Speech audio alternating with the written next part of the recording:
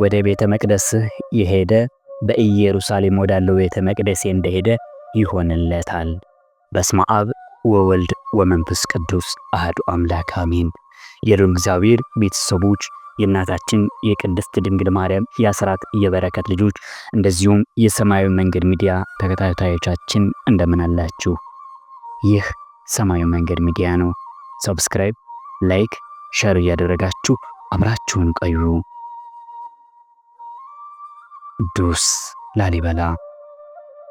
ቅዱስ ላሊበላ ከአባቱ ከኢያንስዩም ከእናቱ ኪራወርስና በታኅሳስ 29 በ1001 ዓመተ ምህረት በላስታ ቡግና ወረዳ ልዩ ስሟ ሮሃ በተባለች ስፍራ ተወለደ።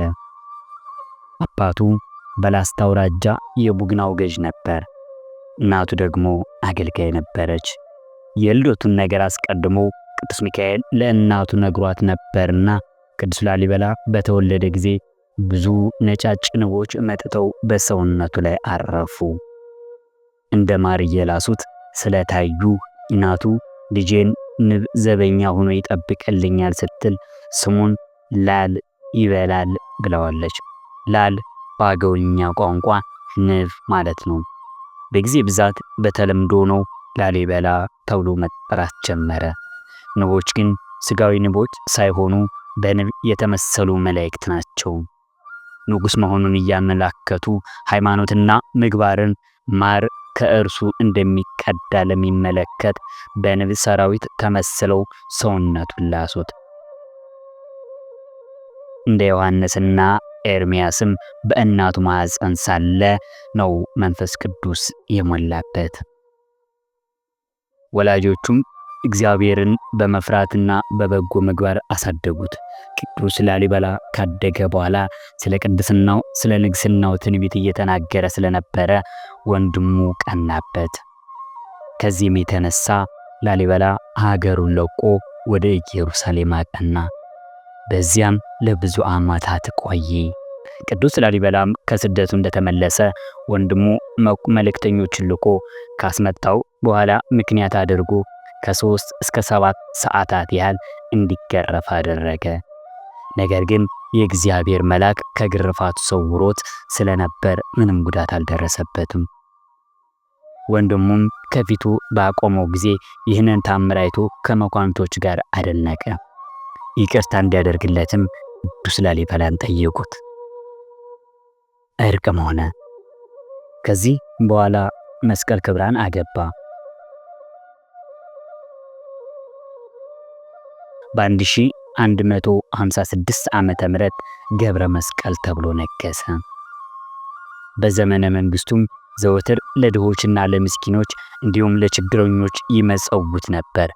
በአንድ ወቅትም የእግዚአብሔር መልአክ ተገልጦለት ወደ ሰማይ አወጣው። 10ን አብያተ ክርስቲያንንም እንዴት መስራት እንደሚችል አሳየው።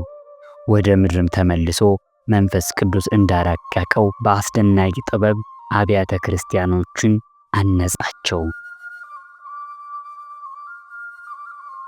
ፍልፍል አብያተ ክርስቲያኖቹም በ3 ምድብ የተከፈሉ ናቸው። ሁሉም የመሬት ውስጥ ለውስጥ መተላለፊያ አላቸው። በመጀመሪያ ምድብ ውስጥ ቤተ መድኃኔዓለም፣ ቤተ ማርያም፣ ቤተ መስቀል፣ ቤተ ደናግል፣ ቤተ ጎለጎታና ቤተ ሚካኤል ሲገኙ በሁለተኛው ምድብ ውስጥ ደግሞ ቤተ አማኑኤል፣ ቤተ መርቆሪዎስ፣ ቤተ ሊባኖስና ቤተ ገብርኤል ይገኛሉ። በሶስተኛው ምድብ ውስጥ የሚገኙም ቤተ ጊዮርጊስ ነው። ቤተ ጊዮርጊስ ከሁሉም አብያተ ክርስቲያን በስተመጨረሻ የተሰራና እጅግ ያማረ ከኪነ ሕንጻው ውበቱም ከሁሉም የላቀ ነው። ይህም አብያተ ክርስቲያኑ ሰሪዎች በስራቸው ከጊዜ ወደ ጊዜ እየተራቀቁ የመምጣታቸው ምስጢር ምስክር ነው። በአብዛኛውም ጊዜ የላሊበላ አብያተ ክርስቲያን ሲወሱም የሚታየው ምስል የቤተ ጊዮርጊስ ምስል ነው። ገድለ ቅዱስ ላሊበላ እንደሚያስረዳው የፍልፍል አብያተ ክርስቲያኖች ስራ የተጀመረው በላሊበላው 10ኛ ንግስ ዘመን ነው። ስራውን ለማጠናቀቅም 23 ዓመት ፈጅቶበታል።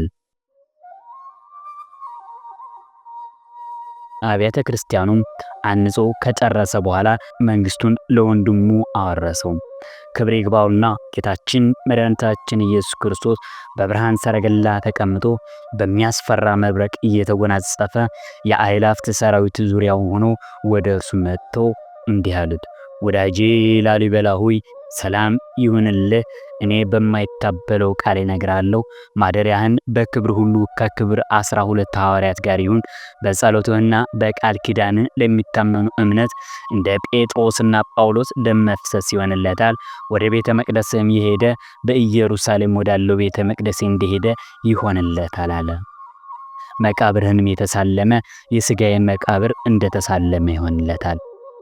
በዓመታቱ ወራቶች ሁሉ የተራቡትን እያጠገበ የተጠሙትንም እያጠጣ መታሰቢያን ለሚያደርግ እኔ የተሰወረ መና አመግበዋለሁ፣ የሕይወት ጽዋንም አጠጣዋለሁ።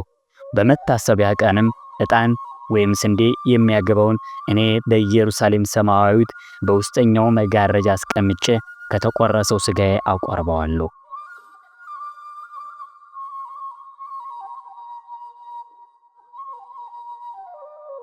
በአማላጅነትህም እየታመነ የገድልህን ቃል ኪዳንህን መጽሐፍ የሚጽፈውን ያንተን ስም በተጻፈበት ቦታ እኔ ስሙን ጽፋለሁ። በፍጹም ልብ ለሚያምን ይህን የማይታበይ ቃሌን የተናገሩትን የሕያው የእግዚአብሔር ልጅ ኢየሱስ ክርስቶስ እኔ ነኝ። ቅዱስ ላሊበላም ይህንን ቃል ኪዳን በተሰጠው ጊዜ ጌታችንን እያመሰገነም በምድር ወድቆ ሰገደ። ጌታችንም ሰላምታ ከሰጠ በኋላ በክብር በምስጋና ወደ ሰማያት አረገ። ቅዱስ ላሊበላ ከዚህ በኋላ ጥቂት ታሞ በሰላም አረፈ። የብርሃን መላእክትም ነፍሱን ተቀብለው የዘላለም ሕይወት ማደሪያ ወደ ሆነው ማረፊያ ገነት አስገቡት። እግዚአብሔር አምላክ በቅዱስ ላሊበላ ጸሎትና አማላጅነት ነፍሳችንን ይማርልን፣ አሜን። ወስብሐት ለእግዚአብሔር ወለወላዲቱ ድንግል ወለመስቀሉ ክቡር። ይቆየን። ይህ ሰማያዊ መንገድ ሚዲያ ነው። ሰብስክራይብ፣ ላይክ፣ ሼር ማድረጋችሁን አትዘንጉ።